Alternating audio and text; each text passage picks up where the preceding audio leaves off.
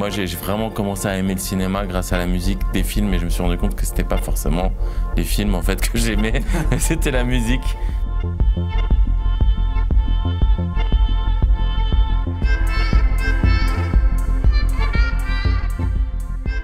Beaujon, déjà, pour commencer un peu, pour te donner un peu un backstory, c'est un hôpital que j'ai connu moi dans les années 90, quand je vivais en France avant de partir.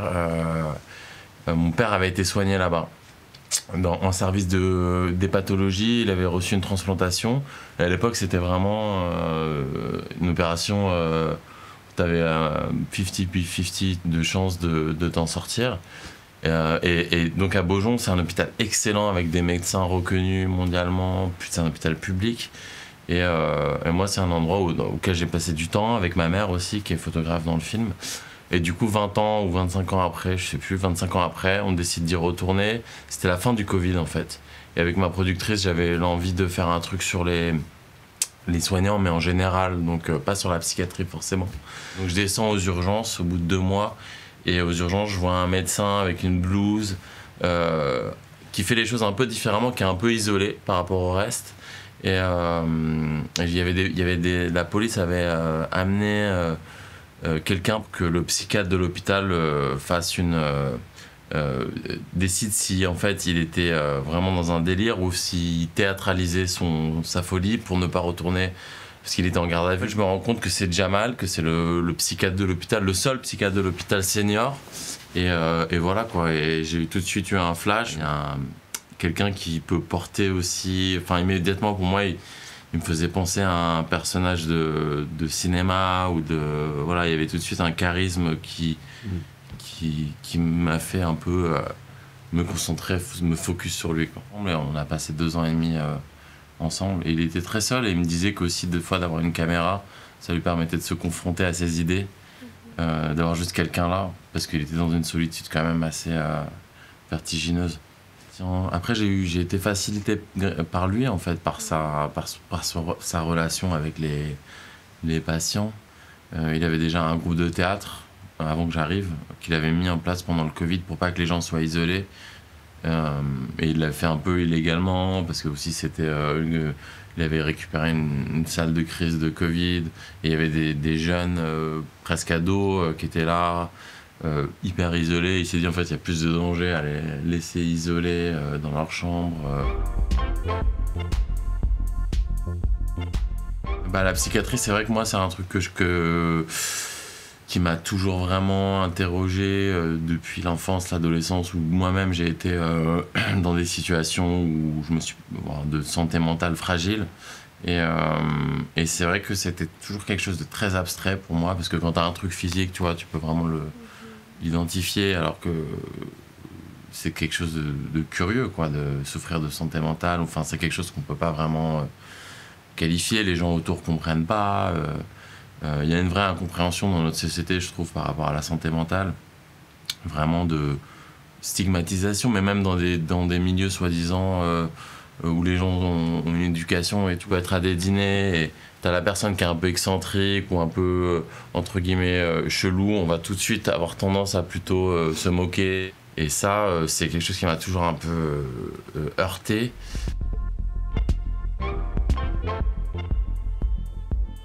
J'adore en fait sortir de mon propre quotidien, de ma vie, de ce que je connais, de mon milieu, et que ce soit social ou que ce soit au travail ou le cinéma, enfin ce que je connais tous les jours. Et là, par exemple, l'hôpital, c'était assez incroyable de ne pas y aller comme patient, parce que j'avais été, en tout cas comme famille de patients, et d'y retourner avec les soignants.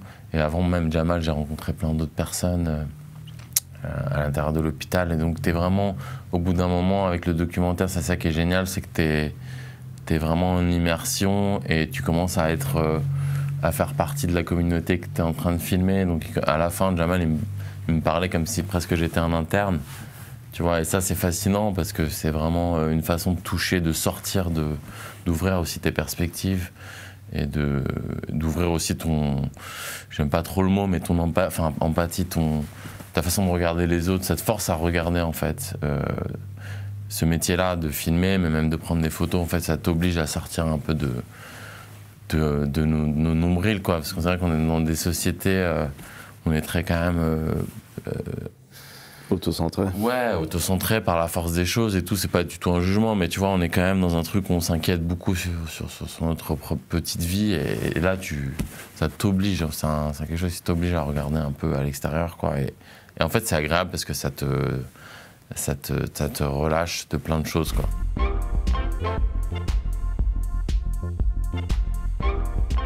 Les premières images que j'ai vues, il n'y avait donc pas de musique. Et on est dans cet hôpital où il y a beaucoup de bruit, des machines, Jamal qui parle beaucoup, il y a un rythme un peu effréné.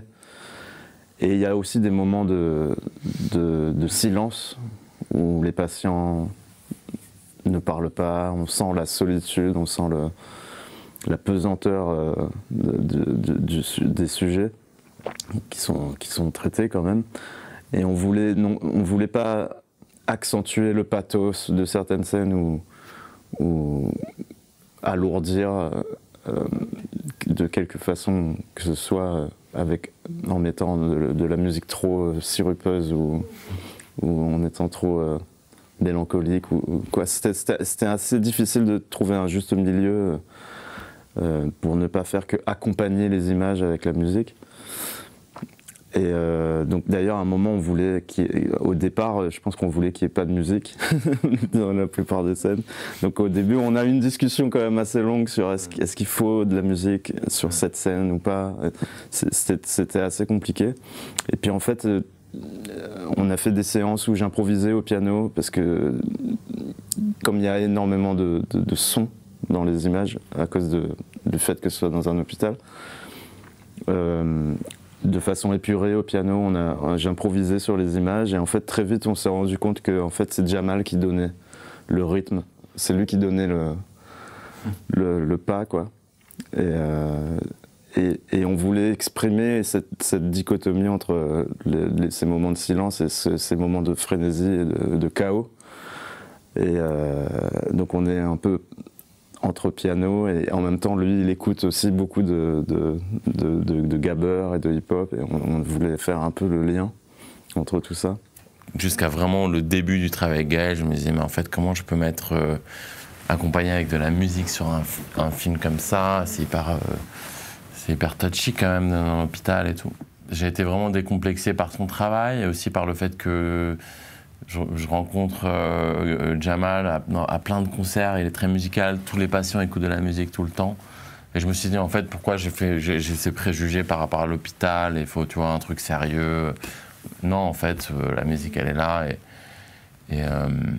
et voilà, et lui il a vraiment saisi ça et c'était pas une musique qui accompagnait mais c'est une musique qui avait un dialogue vraiment avec ce qui se passe, comme un autre personnage quoi, et c'est ça que je trouvais super. Et il a réussi à mélanger des tonalités classiques avec de l'électro et avec d'autres choses. Et voilà, j'étais hyper content quoi, de réussir dans un film quand même qui peut être dur, quoi, parce que tu es tout le temps dans un huis clos d'hôpital, d'avoir un peu cette envolée, quoi. En post-réflexion, je me dis que c'est quand même, on essayait de figer le temps, et c'est la bataille de Jamal avec le temps, tu vois, d'essayer, dans un endroit où il n'a pas le temps, de prendre son temps avec les patients, c'était vraiment son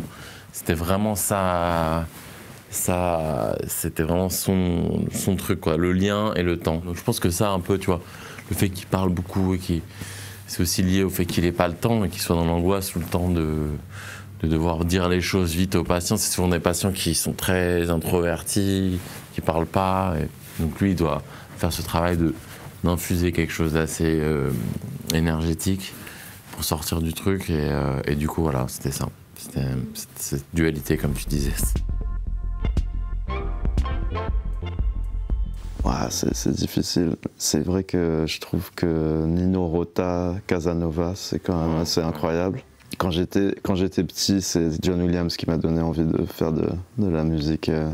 Moi, j'ai vraiment commencé à aimer le cinéma grâce à la musique des films, et je me suis rendu compte que c'était pas forcément les films en fait que j'aimais, c'était la musique souvent, et en fait tu t'en rends compte plus tard, quoi. Ouais. Il y a des films que tu vois, waouh, et en fait c'est vraiment le son, la musique. Moi, c'est le film, la musique vraiment qui m'est restée, c'est La bataille d'Alger de Pontecorvo.